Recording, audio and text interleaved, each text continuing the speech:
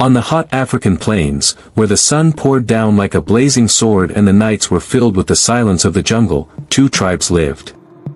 On one side were the Kanu, who called themselves the offspring of lions. On the other side were the Suri, who considered themselves the heirs of eagles. Both tribes settled along the river Nyota. This river was both a source of life and a harbinger of death, for it had become the root of their conflict. The Kanu tribe always said, "This river is ours, it flows from our land, our generations have shed blood along its banks." While the Suri tribe shouted, "This river is a blessing from our gods, you cannot claim it. It is for everyone." Time passed, yet the dispute over the river only grew.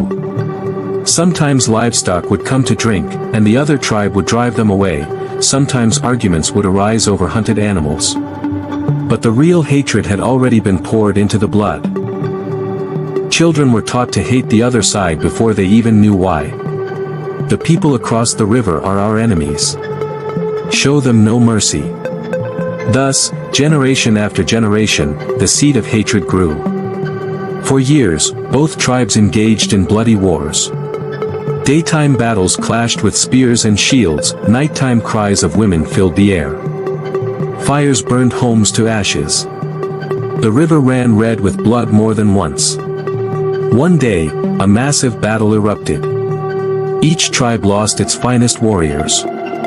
Corpses littered the riverbank. The chief of the Kanu tribe buried his son and shouted, "I swear, as long as a single Suri remains alive, I will not rest." Meanwhile, the Suri chief, seeing the bloody corpse of his daughter, said, "We will never forget. Kanu has wronged us. We will reduce their homes to dust." It seemed as if this enmity would never end. Amid these circumstances, a boy was born in the Kanu tribe. His name was Jela. From childhood, he was different. While other boys practiced with bows and arrows, he would sit by the river and gaze at the sky. While others shouted slogans against the enemy, he would ask his mother, "Mother, if we make our enemies our friends, why should blood be shed?" His mother would smile, but her eyes were worried, for asking such questions was dangerous in their tribe. Jela's father had been killed in a battle when he was just 7. Everyone told him, "Your blood must carry vengeance. Avenge your father." But Jela's heart did not burn with revenge, it burned with questions. He thought, "If I strike someone with a spear, tomorrow their sons will strike me. When will this cycle end?" One night, near the river, Jela overheard the young men of his tribe. They were planning a dawn raid on the Suri tribe. Their eyes gleamed with bloodlust. Jela knew this attack would only spill more blood. Quietly, he got up and headed toward the river. The night was dark, and the river's waves roared, but his steps were firm. This was the moment that would change history. He crossed the river for the first time, unarmed. He knew that if the Suri warriors saw him, they would kill him instantly. As he reached the other side, the sounds of the forest sharpened. Suddenly, a few Suri guards appeared, their spears gleaming. "Stop! Who are you?" they shouted.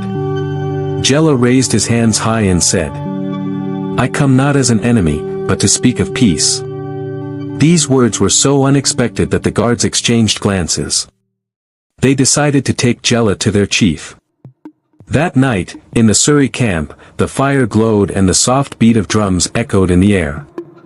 Warriors had driven their spears into the ground, forming a circle. In the center was a stranger, Jela, the son of the Kanu tribe.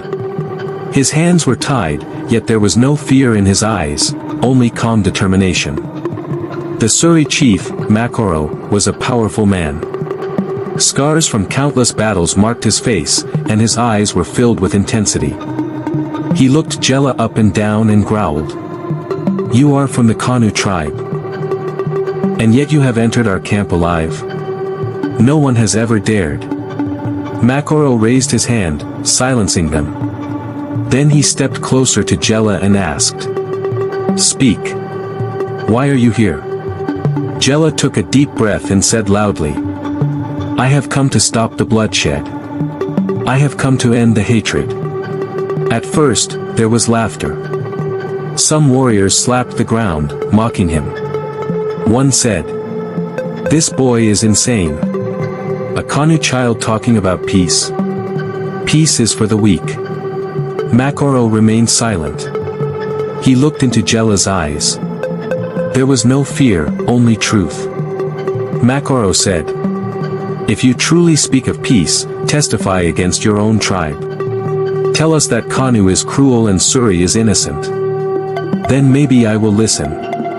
This was Jela's greatest test. If he agreed, he might save his life, but he knew that twisting the truth would destroy any chance of real peace. With a firm voice, he said, "I will not lie. I cannot say that one tribe alone is guilty. We have both shed blood.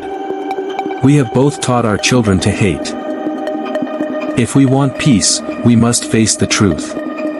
For a moment, the crowd fell silent. No one had ever heard an enemy admit such a thing before. Makoro raised his sword close to Jela's neck. "Your words are fine, but words are empty. A man who speaks of peace must be willing to risk his life. Are you?" Jela looked at the sword, then said, "If my death forces both tribes to think, then yes. I am ready to give my life." Makoro's hand trembled. He had fought many battles, but never had he seen an enemy boy stand before death, advocating peace. At that moment, an old woman stood up. She was the wise healer of the Suri tribe, who had seen many generations. She said to the chief, "Makoro, remember what your father said, hatred consumes everything. This boy may seem crazy, but in his eyes is truth.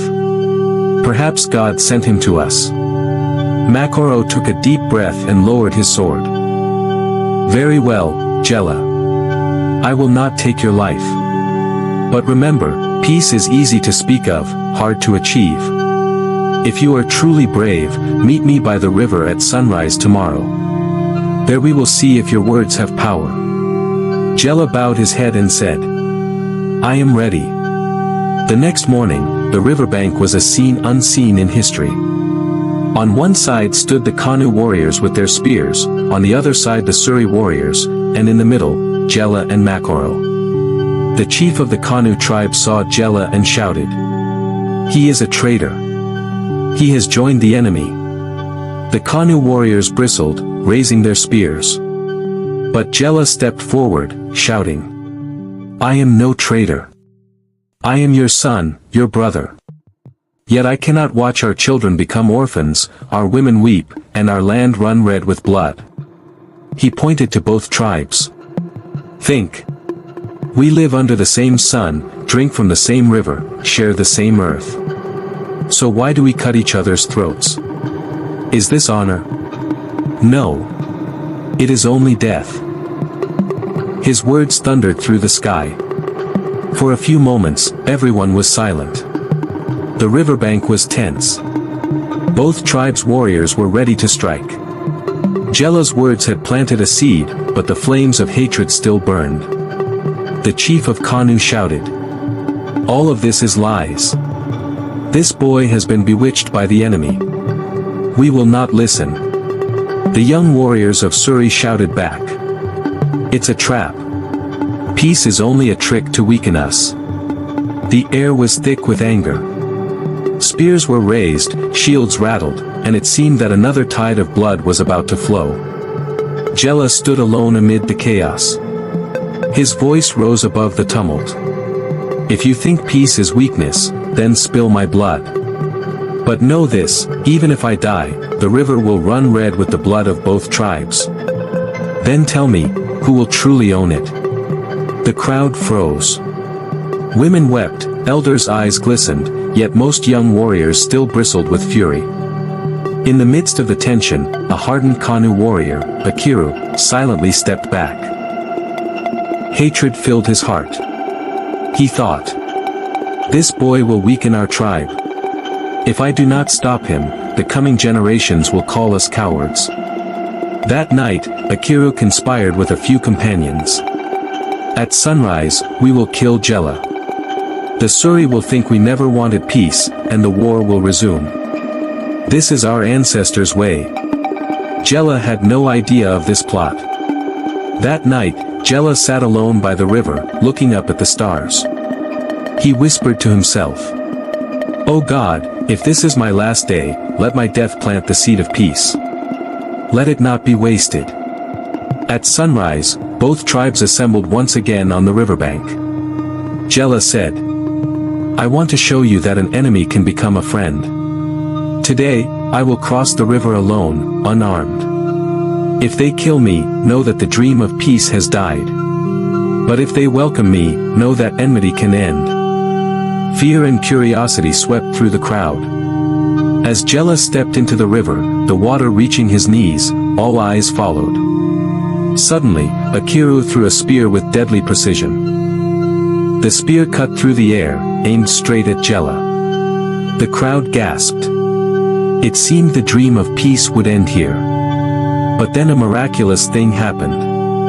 Makoro, the Suri chief, sprinted forward and threw himself in front of Jela. The spear struck his arm.